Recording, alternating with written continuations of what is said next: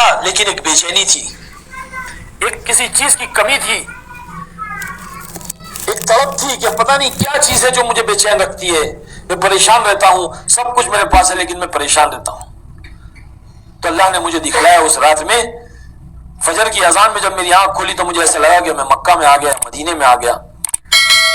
اٹھ کر کے فجر کی نماز ادا کی، نماز کے بعد میں بیان ہوا، بیان میں بیٹھ کر کے بیان سننے کے بعد میں نے کھڑے ہو کر کے نام لکھایا کہ میں اللہ کے راستے میں 3 دن جانے کے لیے تیار ہوں۔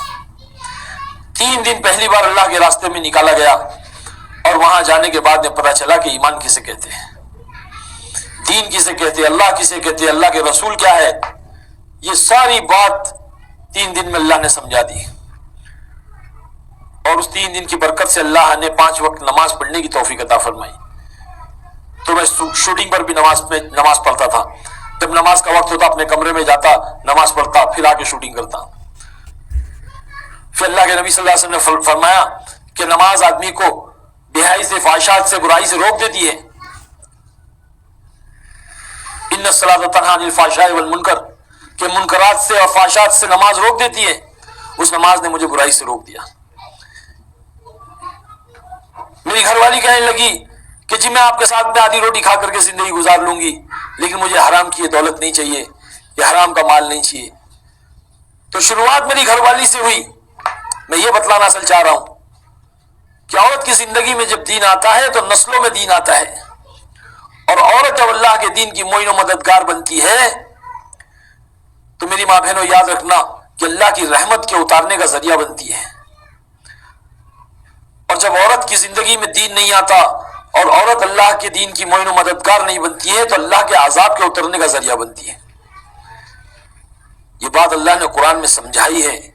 قیامت تک آنے والے انسانوں کو، مردوں کو، عورتوں کو اللہ نے یہ بات سمجھائی ہے۔ اور حضرت حاجر رضی اللہ تعالیٰ عنہ جو ابراہیم علیہ السلام کی بیوی تھی اور اسماعیل علیہ السلام کی ماں تھی، ان کے واقعے کو بیان کر کے اللہ جل جلالہ و عما نوالہ نے پوری امت کو یہ بات سمجھائی ہے کہ عورت اللہ کے دین کی معین و مددگار بنے گی تو اللہ کی رحمتوں کے، برکتوں کے، اور جو ہے سکینہ کے اور ساری چیزوں کے اترنے کا ذریعہ بنے گی، ہدایت کے اترنے کا ذریعہ بنے گی۔ تو اللہ نے حضرت علیہ السلام کا واقعہ بیان کیا، میں مختصر سمجھا دوں کہ جب عورت اللہ کے دین کی معین و مددگار بنتی ہے تو کیا ہوتا ہے۔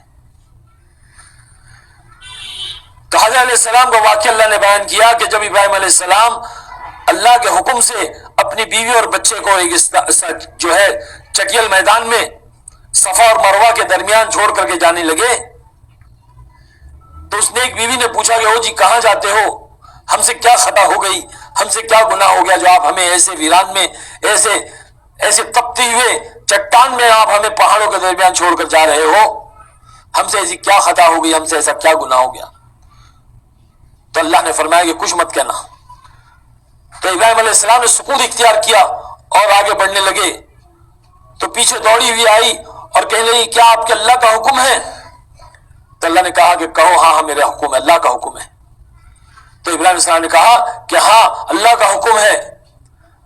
تو انہیں ایک بیوی کہنے لگی تو پھر آپ بے شک جائیں، آپ جائیں، جو اللہ آپ کے ساتھ ہمیں پالتا ہے وہ اللہ آپ کے بغیر بھی ہمیں پال سکتا ہے۔